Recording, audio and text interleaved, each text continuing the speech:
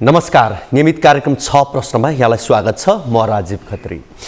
विशेष गरी मधेस आन्दोलनबाट सङ्घीयता र समावेशी एजेन्डा बोकी उदाएका र आन्दोलनकारीहरूबाट मसियाका उपनामबाट चिनिन पुगेका त्यति जेलका मधेसी जनअधिकार फोरम भनौँ, हालको जनता समाजवादी पार्टी भनौँ, त्यसै गरी लोसपाको कुरा गरौँ, यति बेला यो गएको निर्वाचन पछाडि करिब करिब मधेसमा ठुलो हार बेहोर्नु परेको छ। जसले गर्दा अब यो मसिया भनिने शब्द अब यो हुन त उपेन्द्र यादवले त्यति धेरै प्रतिकार गरिएको पनि सुनिएन, बरु मधेसवादी नभन मधेस केन्द्रित दल भनौँ भनेको चाहिँ बरु पटक पटक सुनिएको थियो। तर यसपटक मधेस केन्द्रित दल भनौँ जो राष्ट्रिय आकार पनि लिने प्रयास गरिरहेका थिए यी दुईटा दल, विशेष गरी लोसपा र जसपाको म यहाँ कुराकानी गर्दैछु, यो पराजय सँगसँगै सिके राउतको उदय।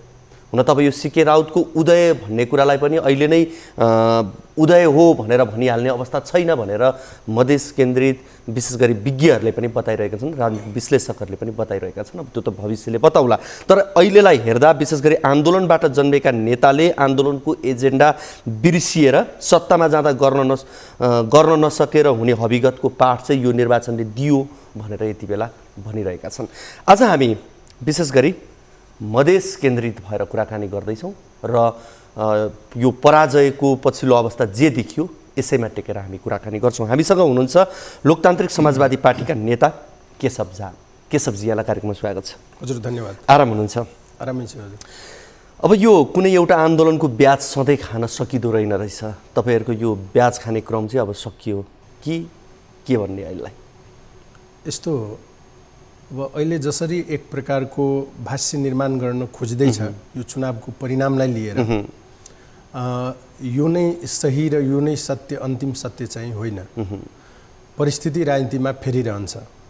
हामी बिर्सिनु हुँदैन यो देशमै अहिले ठुला बनाउँदा पार्टीहरू नै 64 को चुनावमा पहिलो संविधान सभामा कुन हालतमा थिए भन्ने कुरा हामी नबिर्सौँ होइन। 70 को चुनावमा हाम्रो चाहिँ अवस्था अलिकति कमजोरै थियो। 74 को चुनावमा फेरि हामीले ब्याकअप गऱ्यौँ। अहिले 79 को चुनावमा सोचे जस्तो, अपेक्षा गरे जस्तो परिणाम आएन। अब यो नआउनुमा हाम्रो पनि केही कमी कमजोरीहरू त छ नै। मुख्य रूपमा सङ्गठन निर्माणको सवालमा, एउटा पार्टी निर्माणको सवालमा जुन प्रकारको हाम्रो काम हुनु पर्थ्यो त्यो हुन सकेन। यद्यपि एजेन्डाको हिसाबले, मुद्दाको हिसाबले, पर्फर्मेन्सको हिसाबले हामी कहीँ चुकेका छैनौँ। बरु राज्यद्वारा हाम्रो विरुद्धमा भ्रम छर्ने कामहरू भएको छ। हामी यहाँले भने जस्तै, यहाँले सुरुमै बोलिरहँदाखेरि के भन्नुभयो भने हामीले एजेन्डा छोड्यौँ कि जस्तो कुरा गर्नुभयो। तर हामीले एजेन्डा छोडेका छैनौँ। एजेन्डा कहाँ उठाउने भन्ने कुरा हुन्छ। हामीलाई जनताले जति सङ्ख्या जिताएर पठाए त्यो सङ्ख्याको बलमा आवाज उठाउने ठाउँ भनेको प्रतिनिधि सभा र राष्ट्रिय सभा थियो, प्रदेश सभाहरू थियो, जहाँ हामीले आफ्ना आवाजहरू उठायौँ। अहिलेको संविधानमा कति कुराहरूमा हाम्रो असहमति छ, कति कुराहरूमा असहमतिका बावजुद पनि यो लोकतान्त्रिक विधि प्रक्रियामा सँगसँगै हिँड्नुपर्छ, बिस्तारै सुधार गर्दै चाहिँ लानुपर्छ प्रणालीहरूलाई भन्ने हिसाबले हामीले बहिष्कार नगरेको हो। हामीले यो प्रणालीलाई पनि स्वीकार गरेर अगाडि बढेको हो। यसको अर्थ हामीले साक्षर सबै कुरा स्वीकार गरेको होइन। हामीले बारम्बार भनेका छौँ कि यो संविधान अपूर्ण छ, यसलाई पूर्णता दिनुपर्छ। त्यो भनेको त्यो आंशिक रूपमा स्वीकार गरेको हो र आंशिक रूपमा हामीले स्वीकार गरेका छैनौँ। आंशिक रूपमा जे कुराहरू स्वीकार गरेका छैनौँ त्यसको निम्ति हामीले बारम्बार संशोधनका कुरा उठाएकै छौँ। तर यो हाउसको कुरा भनेको अङ्कगणितको विषय हो। यहाँ सङ्ख्याले सबै कुरा निर्धारण गर्छ। हामीलाई यति सङ्ख्या प्राप्त भएन जसबाट हामी संविधान संशोधन गर्न सकौँ। हामीलाई चाहिँ ठुला पार्टीहरूको सहारा चाहिन्छ नै र त्यसकै निम्ति अघिल्लो 5 वर्ष हामीहरूले निरन्तर चाहिँ आफ्नो माग मुद्दाहरू उठाइरह्यौँ, सङ्घर्ष गरिरह्यौँ। तर हाम्रा माग मुद्दाहरू सम्बोधन भएन। त्यो हाम्रो कमजोरी थिएन, अब लोकतन्त्रको उपहास थियो। अब सङ्गठनको हिसाबले भनौँ या सैद्धान्तिक हिसाबले भन्ने हो भने सिके राउतको पार्टीको उदय भयो भनेर भन्न नसकिएला, सिके राउतको उदय भयो भनेर भन्न सकिएला। कतिपय नै यसलाई यसरी पनि विश्लेषण गर्ने गरेका छन्। अब त्यो उदय भन्ने कि एउटा व्यक्ति जसले आन्दोलन गर्नुभयो त्यसको ब्याज अहिले उहाँले प्राप्त गरेको हो भनेर बुझ्ने होइन। यसलाई यसरी बुझौँ, नेपाली जनता अहिले परिवर्तनको खोजीमा छ र त्यो परिवर्तनको चाहना अनुसार नै अहिले चाहिँ केही सङ्केतहरू देखिएको छ, चाहे सिके राउतको रूपमा होस् अथवा रवि लामेछानेको रूपमा होस् अथवा स्थानीय तहको चुनाव हुँदाको सङ्केतहरू हो।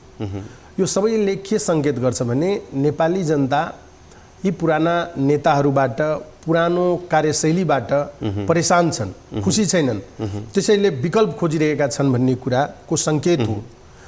अब यी व्यक्तिहरू कतिको विकल्प बन्न सक्नुहोला भोलिको दिनमा उहाँहरूको कामले निर्धारण गर्नेछ। उहाँहरूलाई पनि यो अवसर पनि हो, चुनौती पनि हो। कसरी अगाडि बढ्नुहुन्छ त्यो उहाँहरूमाथि भर पर्ने विषय हो।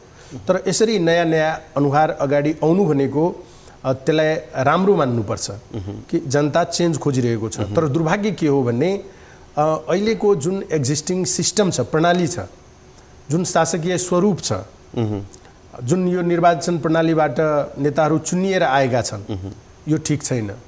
यही विधि प्रक्रिया हुन्जेलसम्म यसरी एउटा व्यक्ति कोही जितेर आउँदैमा, एउटा नयाँ पार्टीहरू जन्मिँदैमा, 10-20 सिट जित्दैमा उसले मुलुकमा खासै चाहिँ कुनै प्रकारको परिवर्तनको महसुस गराउन सक्दैनन्। जुन कुराको अनुभव हामीले विगतका दिनहरूमा गरिसकेका छौँ, कति पार्टीहरू आए, कति पार्टीहरू विलिन भए र खासै यो प्रणालीमा कुनै प्रकारको परिवर्तन ल्याउन सकेनन्। त्यसकारणले जनताको चाहना चाहिँ ले मूर्त रूप प्राप्त नगर्नुमा अहिलेको प्रणालीहरूमा बाधक देख्छु। तर परिवर्तनको चाहनाको सङ्केतको रूपमा ती नयाँ नयाँ अनुहार, नयाँ नयाँ पार्टी जो विजय भएको छ त्यसलाई मैले त्यो परिवर्तनको चाहनाको सङ्केतको रूपमा लिएको छु। त्यो जुन विधि थियो, जुन प्रक्रिया थियो निर्वाचनको, त्यसको यहाँहरू आफैले चाहिँ भरपुर प्रयोग गर्नुभयो। तर अहिले जुन प्रक्रियाबाट उनीहरू चुनिएर आए त्यसलाई स्वीकार्न चाहिँ किन अलिकति यहाँहरूलाई होइन गाह्रो? मैले कहाँ अस्वीकार गरेँ त? मैले अस्वीकार गरेन। हामी चाहिँ कुरा ठिक गरौँ कि मैले त स्वागत गरेँ। मैले त नयाँ अनुहार आउनुलाई राम्रो मान्छु, राम्रो मान्दैछु। मैले अवसर र चुनौती उहाँहरूको लागि छ भनेर भन्दैछु। उहाँहरू आउनुबाट कुनै चिन्ताको विषय होइन। चिन्ताको विषय के मात्रै हो भने जसरी अहिलेसम्म नयाँ नयाँ पार्टीहरू आए र यो एक्जिस्टिङ सिस्टममा केही गर्न नसकी कमजोर हुँदै गए, त्यही हविगत उहाँहरूको नहोस् भनेर मात्रै मैले चिन्ता व्यक्त गरेँ। अब मधेसको मुद्दा आजको होइन, यो करिब 70 वर्षदेखिको मुद्दा पनि हो। मधेसी जनताको चाहना उचित सम्बोधन नहुन्जेल यो मुद्दा रहिरहला। तर मुख्य रह्यो कुरा के भने अब यो कसले उठाउने, कसले बोक्ने, अब कसरी मधेसका दलहरू प्रस्तुत होलान् भन्ने कुरा चाहिँ प्रश्न उठ्यो नि। अब त होइन, यस्तो हो। यसमा सबभन्दा महत्त्वपूर्ण कुरा के बुझ्नुहोस् भने हामीले उठाएका जुन माग मुद्दाहरू छ नि, त्यो सबै माग मुद्दाहरू राष्ट्रिय मुद्दाहरू हुन्। कुनै एउटा यस्तो माग हामीले उठाएको छैन जो कि प्रोपर मधेसमा बस्ने जनता अथवा मधेसी मुलकै जनताको लागि होस् भन्ने खालको कुनै मुद्दा छैन। यहाँले हामीले उठाएका एक मुद्दा हेर्नुहोस्। यसले यहाँले सुरुमै व्याख्या गर्दाखेरि भन्नुभयो संहिताको कुरा गर्नुभयो, समावेशिताको कुरा गर्नुभयो। त्यो संहिता र समावेशिता के मधेसी मूलको जनताको लागि मात्रै आएको हो र? समावेशिता के मधेसी मूलको जनताको लागि मात्रै आएको हो र? पुरै देशको निम्ति हो, पुरै राष्ट्रको निम्ति हो। तर त्यसलाई चाहिँ ट्याग के भिराइन्छ त मधेसवादी दल, मधेस केन्द्रित दल भनेर त्यसरी चाहिँ गरिन्छ। अब सवाल के हो भन्ने कि हामीले जे माग मुद्दाहरू उठाउँदै आएका छौँ नि, यो मुलुकमा एक प्रकारको शासन सत्ता त चलिरहेको छ। एउटा एक खालको शासन सत्ताले निरन्तरता पाएको अवस्था छ जसको विरुद्धमा बारम्बार कुराहरू उठेको छ। माओवादीको जनयुद्ध पनि त्यो असमानतालाई नै समाप्त पार्नलाई थियो। तर कालान्तरमा आएर उहाँहरू चाहिँ फेरि यही राज्य सत्ताको पार्ट भएर चाहिँ बस्नुभयो, परिवर्तनका मुद्दाहरू बिर्सिनुभयो। तर हामीले चाहिँ हाम्रो परिवर्तनको मुद्दालाई कहिले छोडेका छैनौँ, हामी बोकेरै हिँडेका छौँ। अङ्कगणितमा हामी पछाडि छौँ जसको कारण हाम्रा माग मुद्दाहरू सम्बोधन हुन सकिरहेको छैन। मुद्दा बोकेको कुरा यहाँहरूलाई मात्रै थाहा भयो क्या? जनतालाई चाहिँ थाहा भएन? जनता सबैलाई थाहा छ, बुझ पचाउनु हुँदैन। हामीले यहाँलाई म भन्दैछु, यहाँ मार्फतै भन्दैछु, यहाँले वर्ष दिनमा जतिवटा इन्टरभ्यू गर्नुभएको होला यी पार्टीहरूका नेताहरूसँग, सबैले यहाँ समक्ष आएर आफ्नो सबै मुद्दाहरू राखेकै छन्। सबभन्दा महत्त्वपूर्ण ठाउँ भनेको हाउस हो, जनप्रतिनिधिको थलो हो। त्यहाँ कुनै एउटा यस्तो सभा छैन, एउटा यस्तो बैठक छैन जुन बैठकमा हाम्रा पार्टीका नेताहरूले सांसदहरूले कुरा नउठाएको होस्, हरेक बैठकमा उठाएको छ। अब कहाँ उठाउने? हामी त आन्दोलनमा हुँदाखेरि 72 सालमा संविधान जारी भइरहँदाखेरि हामीले असन्तुष्टि जनाएर आन्दोलन गर्दै थियौँ र हामीले के भन्यौँ भने यो संविधान अपूर्ण छ है, यो पूर्ण भएको छैन, यसलाई पूर्णता दिनुपर्छ भनेर 6 महिनासम्म विश्वकै सबैभन्दा लामो र शान्तिपूर्ण आन्दोलन गरिरहँदा हामी माथि कुन लेभलको दमन भएको थियो यहाँ साक्षी हुनुहुन्छ यहाँहरू। र त्यसरी गरिरहँदाखेरि पुरै देशमा असहज स्थिति सिर्जना भयो र यहाँ लगायत पुरै देशका सारा मिडियाकर्मीहरूले, मिडिया हाउसहरूले, नागरिक समाजले, समाजका अगुवाहरूले, विभिन्न बुद्धिजीवी सङ्घ सङ्गठनहरूले हामीलाई आग्रह गरे कि होइन, तपाईँहरू आउनुहोस्, यो आन्दोलन मात्रै विकल्प होइन, संवादबाट चाहिँ समाधान खोजौँ। र हामीले त्यो आन्दोलन उत्कर्षमा पुगिरहेको आन्दोलन चटक्कै छोडेर हामी वार्ता संवादमा आयौँ र पछिल्लो 5 वर्षमा हामीले संवाद मार्फत नै समाधान खोज्यौँ। तर त्यो संसद जहाँ हामीले आवाज उठाइरह्यौँ, संवादको मार्फतबाट हामीले समाधान खोज्यौँ, भएन। यसले के सङ्केत गर्छ भन्ने हामी कस्तो लोकतन्त्रमा बाँचिरहेका छौँ, कस्तो लोकतान्त्रिक अभ्यास गरिरहेका छौँ कि जहाँ खासमा लोकतन्त्रमा एकजना जनतालाई यदि कुनै कुराको असन्तुष्टि छ भन्ने राज्यले त्यसको तत्काल समाधान गर्नुपर्छ, अनि पो त लोकतन्त्र। नभए त यो त पुरै राणा शासनभन्दा नि कठोर शासन भइहाल्यो नि, त्यहाँ जनताको कुनै सम्बोधन गर्न परेन। 74 सालको निर्वाचनसम्मको कुरा गरौँ, त्यतिखेर पनि नेकपा एमाले मधेसको विरुद्धमा छ, शत्रु हो, यो मधेस विरुद्धको पार्टी हो भन्ने अवस्था बनेको थियो, भाष्य मधेसमा थियो र एमालेलाई कार्यक्रम गर्न पनि हम्मे परेको अवस्था थियो मधेसमा। तर त्यही दल नेकपा एमाले पछिल्लो नागरिकता विधेयकसम्मको अवस्थामा आउँदा पनि अलिक फरक अवस्थामै उभियो, जसको तपाईँहरूको तर्फबाट हेर्नु भने मधेस विरोधी नै देखियो। तर जनता जनार्दन त भनियो, तर तिनै जनता जनार्दनले मधेसमा यो पटक एमालेलाई उभिआएको पनि देखियो। अब यसले के सङ्केत गर्छ? होइन, यहाँले भनेको कुरा एकदम म सहमति राख्छु। सवाल के हो भन्ने, एमालेलाई जुन प्रकारको त्यतिखेर जनताले परिस्थिति निर्माण गरेको थियो त्यसको दोषी स्वयं एमाले नै थियो। त्यतिखेर एमाले जुन रूपमा, कठोर रूपमा प्रस्तुत भइरहेको थियो, मलाई यहाँले यस्तो राम्रो सन्दर्भ आज उठाइदिनु भयो। म 2-4 दिन अगाडि एमालेको पार्टी अध्यक्ष केपी ओलीजीको एउटा चाहिँ वक्तव्य मैले भाइरल भएको सुने। त्यो त्यहाँ चाहिँ थापाथलीमा जुन सुकुम्बासीको घटना भयो त्यसपछि उहाँको चाहिँ त्यो वक्तव्य आयो कि आफ्नै देशको नागरिकलाई चाहिँ तहलाई दिन्थे, पुलिसले, प्रशासनले साथ दिएन भनेर त्यहाँ बोलेको सुनियो। के यो अर्को देशको नागरिक आएको हो र? के युद्ध भइरहेको थियो र बोर्डरमा तहलाई दिन्थे आफ्नै देशको जनतालाई भनेर उहाँ बोल्दै हुनुहुन्थ्यो। कति ढोङ्गी विचार रहेछ उहाँको। यही कुरा उहाँले त्यतिखेर मधेसका जनता जो यो देशको हरेक परिवर्तनमा काँध नथापिदिएको भए आजसम्म यो देशमा न राणा शासन फालिन्थ्यो, न राजतन्त्र फालिन्थ्यो, न गणतन्त्र आउँथ्यो। त्यो सबै आन्दोलनको समीक्षा गरौँ, त्यसमा मधेसीहरूको कन्ट्रिब्युसनको। तर जब मधेसीले आफ्नो अधिकारको कुरा गरे अनि त्यतिखेर चाहिँ तिनीहरू बाहिरको जनता थियो र ड्याङका ड्याङ छाती र टाउकोमा गोली ठोक्दा उहाँको ओठ टाँसिएर बसेको अवस्था थियो। उहाँले ओठ उहाँको कहिले पनि खुलेन, बरु उल्टै उहाँले व्यङ्गका बाणहरू चलाउनु भयो, कटाक्ष हान्नुभयो। उहाँको म सुन्दै थिएँ त्यो कुराहरू। त उहाँले आज 2-4 दिन अगाडि यो कुरा बोल्नुभयो, त्यतिखेर उहाँले बोल्न सक्नु भएन। उल्टै उहाँले कतिसम्म भन्नुभयो भने त्यतिखेर त्यो पाकेको 2-4 वटा आँप झर्दैमा के हुन्छ रे, कस्तो बलिदान दिने व्यक्तिहरूलाई, राष्ट्रको निम्ति बलिदान दिने व्यक्तिहरूको सन्दर्भमा यस प्रकारको चाहिँ हल्का टिप्पणी, यो घोर निन्दनीय कार्य उहाँले त्यतिखेर गर्नुभएको थियो। त्यसैले जनता, त्यहाँ गएको जनताले पचाएका थिएन। उहाँ सधैँ संहिता विरोधी गतिविधिमा लाग्नुभयो। उहाँलाई यो संहिता र गणतन्त्र आएको मन परेको थिएन। आन्दोलन भइरहँदा उहाँको त्यो बैलगाडावाला कथा हामीले अहिलेसम्म बिर्सेका छैनौँ।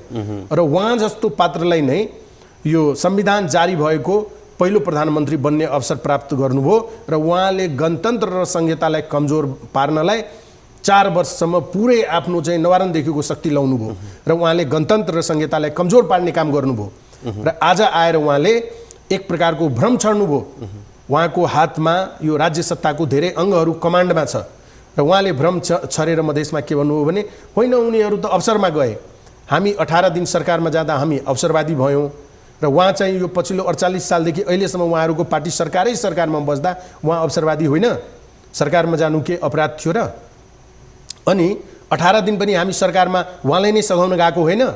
उहाँले हाम्रा केही माग मुद्दाहरू सम्बोधन गर्नुभयो, त्यस पश्चात उहाँलाई हामीले सघाएको हो र उहाँले सर्वोच्च मार्फत चाहिँ हामीलाई 18 दिनमै हाम्रा साथीहरूलाई मन्त्री पदबाट बर्खास्त गर्नुभयो र उहाँ अहिले आएर नागरिकता आफैले ल्याएको त्यो अध्यादेश होइन, उहाँले जुन विधेयक अहिले आएको छ के फरक थियो त्यो विधेयक र त्यो अध्यादेशमा?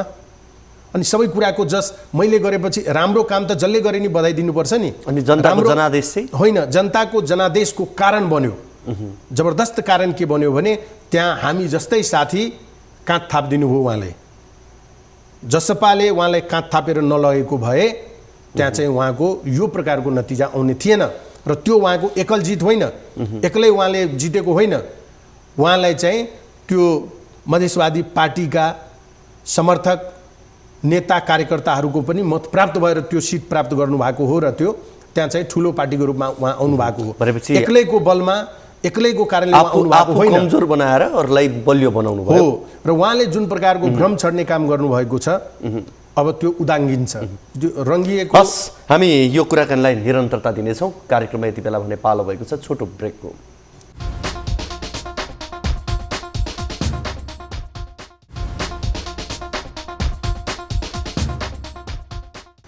कार्यक्रम 6 प्रश्नमा यहाँलाई फेरि पनि स्वागत छ। आज हामी कुराकानी गरिरहेका छौँ लोसपाका नेता केशव झासँग। केशवजी, यहाँलाई फेरि पनि स्वागत छ। हजुर, धन्यवाद। विशेष गरी निर्वाचनभन्दा अघिको समीकरणको थोरै कुरा गरौँ। प्रधानमन्त्री केपी शर्मा ओली हुँदा उहाँले संसद विघटन गर्दै गर्दा उहाँले संसद विघटन गर्नु न्यायोचित थिएन भनेर उठ्ने जसपा, यतापट्टि लोसपा निर्वाचनमा जान हतारिएको अवस्था थियो त्यति बेला। तर एकाएक निर्वाचनभन्दा अघि आइसकेपछि यो समीकरण यसरी नाट्यको रूपमा परिवर्तन भयो कि तपाईँहरू गठबन्धनतिर पुग्नुभयो, महागठबन्धनतिर तर्फ, उहाँहरू चाहिँ एमाले तर्फको गठबन्धनमा पुग्नुभयो। तर दुवैलाई फलिफाप चाहिँ देखिएन। भनेको कहीँ यो सहयोग असहयोग घात अन्तर्घातको पीडा चाहिँ सबभन्दा बढी तपाईँहरूले भोग्नु पर्यो। यसमा दुईवटा कुरा, यहाँले दुईवटा प्रश्न यो भित्र छ। एउटा पहिलो कुरा त हामी संविधान यो प्रतिनिधि सभा विघटन हुँदा जतिखेर पहिलोचोटि प्रतिनिधि सभा विघटन भयो नि, हामी नै आन्दोलन गरेका थियौँ, हामीले नै सुरुवात गरेको हो। त्यतिखेर जसपा एउटै पार्टी थियो। जसपाभित्र उपेन्द्र यादवजी आन्दोलनको पक्षमा हुनुहुन्थेन, उहाँ भैरवबा हुनुहुन्थ्यो जुन दिन चाहिँ यहाँ घटना भयो। हामीले यो इमिडिएट आन्दोलन गर्नुपर्छ भन्दाखेरि म 3 दिनपछि आउँछु अनि छलफल गरौँला भन्नुभएको थियो, तर हामीले मानेनौँ। हामी चाहिँ यहाँ उपलब्ध अध्यक्ष हुनुहुन्थ्यो माननीय मोहन ठाकुरजी, उहाँको अध्यक्षतामा बसेर काठमाडौँमा उपलब्ध सबै राष्ट्रिय कार्यकारिणी समितिका साथीहरू बसेर इमिडिएट निर्णय गरेर त्यही दिनदेखि विरोध हामीले सुरु गऱ्यौँ र हामीले कडा आन्दोलनको कार्यक्रम बनाएका थियौँ, एउटा समिति कार्यदल बनाएर। र माननीय उपेन्द्रजी 3 दिनपछि आउँदा उहाँले त्यो कार्यक्रमलाई काटखोट पारेर एकदम सामान्य सिम्पल विरोधको कार्यक्रम बनाइदिनु भयो। हामी एकदम, र पछि त्यो आन्दोलनलाई हामीले बढायौँ। काङ्ग्रेस त आन्दोलनको पक्षमै थिएन, यहाँलाई स्मरण छ भने कति दिनसम्म आन्दोलन सङ्घर्षमा आएन। त पहिलो संविधान सभा वास्तवमै त्यो चाहिँ संविधानको अवहेलना थियो, संविधान विपरीत कार्य थियो पहिलो पटक त्यो विघटन हुँदाखेरि। तर दोस्रो पटकको जुन विघटन थियो नि, त्यो संविधानको सबै धारालाई 76 को सबै धारालाई प्रयोग गरेर अनि मात्रै 7 मा प्रवेश गरेको अवस्था थियो। 76-7 मा 1 पनि प्रयोग भइसकेको, 2 पनि प्रयोग भइसकेको, 3 पनि प्रयोग भएको, 5 पनि प्रयोग भएर अनि 7 मा प्रवेश गरेको अवस्था थियो। त्यो चाहिँ असंवैधानिक थिएन। त्यो सर्वोच्चको त्यो फैसला त न्याय जगतकै सबैभन्दा लज्जास्पद फैसला हो। त्यसको बारेमा सबै कुराहरू बाहिर आयो, हेर्नु नै भयो। महाभियोगसम्मका घटनाहरू भए, त्यो सबै कुरा अब इतिहासमा साक्षी छ। अब निर्वाचनको कुरा गरौँ। यहाँले भने जस्तै वास्तवमा यो नाटकीय भयो। हामीले पनि पार्टीभित्र हामी चाहिँ कसैसँग गठबन्धन गरेर जानु हुँदैन। यो गठबन्धन राजनीति ठिक होइन, यसको परिणाम पनि ठिक आउँदैन र यो गठबन्धनको राजनीतिलाई हामीले बढावा पनि दिनु हुँदैन भनेर हामी बारम्बार पार्टीभित्र चाहिँ भनिराख्यौँ। तर यहाँ चाहिँ खालि हामीले भनेको भरमा मात्रै हुने रहेनछ। यहाँ गठबन्धनको यस्तो एउटा लहर चल्यो कि स्थानीय तहको चुनावको नतिजा देखाउँदै एकदमै खराब परिस्थिति छ के न विश्लेषण गरेर सबै चाहिँ गठबन्धनमा जाने कुरा भयो। सुरुमा चाहिँ काङ्ग्रेससँग कुरा मिलिरहेको अवस्था थिएन, त त्यतिन्जेल चाहिँ एमालेसँग पनि केही दिन कुरा अगाडि बढ्यो, तर एमालेसँग पनि नमिल्ने अवस्था भइसकेको अवस्था थियो। हामीले समानुपातिकको उम्मेदवारहरू दर्ता गराइसकेपछि त्यसपछि एक्लै जाने भन्ने लगभग पार्टीको तय थियो। पछि चाहिँ जसपा त्यहाँबाट निस्केपछि एकाएक चाहिँ होइन, ल ठिक छ हामी गरौँ, मध्य प्रदेशमा मात्रै गर्ने गरी एउटा सहमति भयो। अब हाम्रो लागि त्यो दुर्भाग्यपूर्ण भयो। हामी जम्मा मधेसमा 7वटा ठाउँमा मात्रै उम्मेदवारी पायौँ, जसमध्ये हामीले 3वटा जित्यौँ। 60 ठाउँमा मात्रै हामीले उम्मेदवार पायौँ 32 सिटमा, जबकि हाम्रो भोट ब्याङ्क मध्य प्रदेश थियो।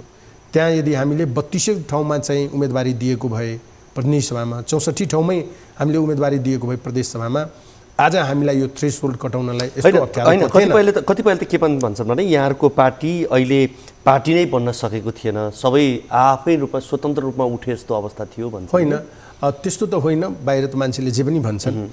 तर सत्य के हो भने पार्टी सङ्गठनको काम जुन रूपमा अगाडि बढ्नु पर्थ्यो त्यो चाहिँ वास्तवमै हाम्रो पार्टीभित्र बढेन। सङ्गठनको आकार चाहिँ लिन सकेको स्थिति भएन, त्यसको नोक्सानी हामीलाई भयो। र सबभन्दा ठुलो नोक्सानी हामीले यो गठबन्धनमा गएर विश्वास गरेर गऱ्यौँ।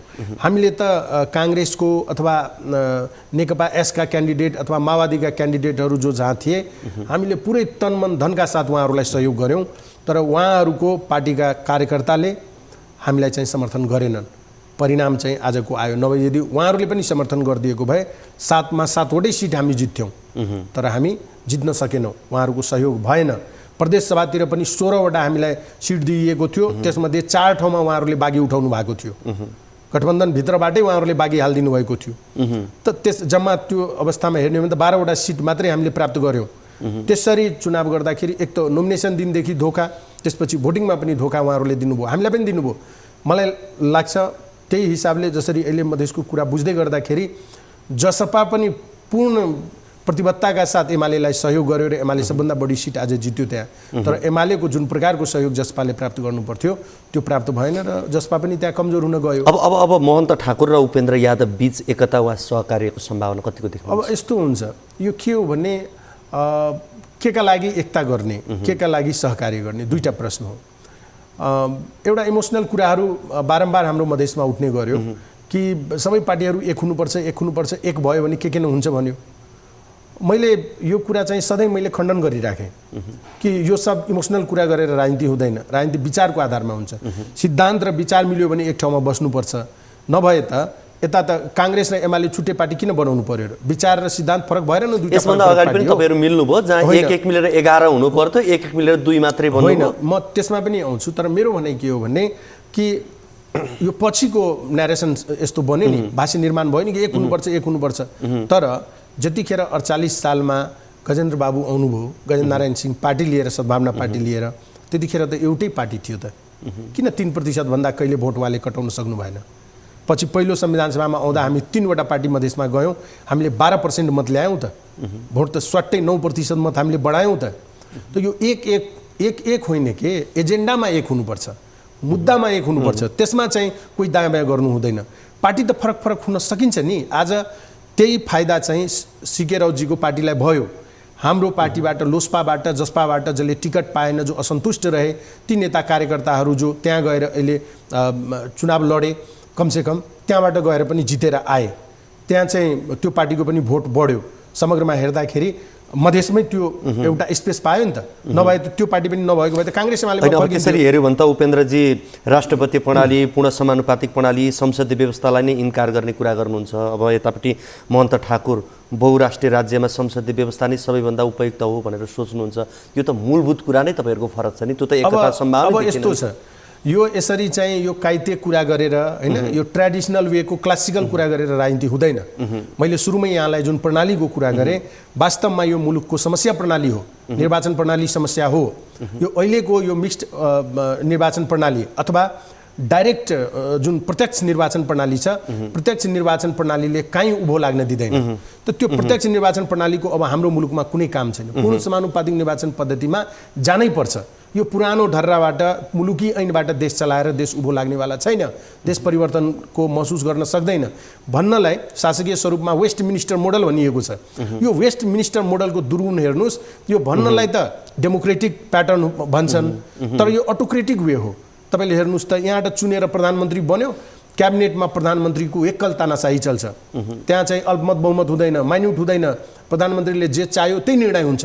त त्यो त फेरि अटोक्रेसीमा गयो नि त त्यस प्रकारको अटोक्रेसीमा जाने हो भने त के अर्थ रह्यो त्यसले कसरी परिवर्तन हामीलाई दिन सक्छ अब खालि एकदमै यो अस्थिर अन्त्यमा सरकारहरू मात्रै निर्माण गर्छ एकदमै अन्त्य हुँदैन होला चुनाव हार्दैमा कसैको भूमिका कमजोर हुँदैन त ध्रुव सत्य हो किनभने पार्लियामेन्ट्री सिस्टममा हुँदैन पनि एक सिट भएको पनि कांग्रेसले 30 वर्ष चुनावमा भागै लिएन कमजोर भयो भनेर भन्न त अहिले मिल्दैन नि भने जस्तै अब मुख्य कुरा मुद्दा हो कुन हदसम्म तपाईहरुले पुग्नुहुन्छ भन्ने कुरा हो अबको तपाईहरुको बाटो के हुन्छ एकदमै संक्षेप एकदम सही कुरा गर्नुभयो अघिल्लो 5 वर्ष हामी संवादमा थियौं संवादमा हामीले कुर्यौं तर हाम्रा माग मुद्दाहरू सम्बोधन भएन हाम्रा माग मुद्दाहरू पनि सम्बोधन भएन हाम्रो माग चाहिँ यो प्रणालीसँग पनि हाम्रो जोडिएको माग मुद्दाहरू थियो त अहिलेको एक्जिस्टिङ प्रणालीले यो देश उभो लाग्दैन देश अगाडि बढ्न सक्दैन त्यसकारणले यो देशको परिवर्तनको निम्ति देशमा चाहिँ आमूल परिवर्तन ल्याउनलाई देशको इकोनोमी बढाउनलाई यो देशलाई आत्मनिर्भर बनाउनलाई यी सबै कामहरू गर्नलाई यो राष्ट्रिय एकतालाई बलियो बनाउनलाई